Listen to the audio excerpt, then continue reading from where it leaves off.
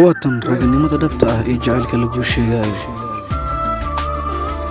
Waxa loo baahan yahay xaaskaaga goorta ay ka xanaaqdo in laabta aad geliso.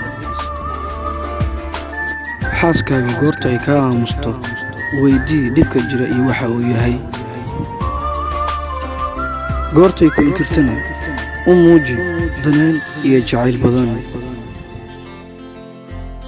Xanaaq wuu jiraaye markay rabto inay ku inkirto, ha ku raacin ra'yigeeda.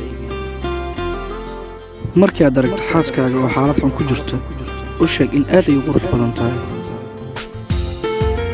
Waa qayb ka mid ah naxariista. Markii aad aragto xaaskaaga oo ilmeynaysa, u tag oo madaxa ka shumay. waxaadna u sheegtaa in si xad dhaaf aad u jeceshahay.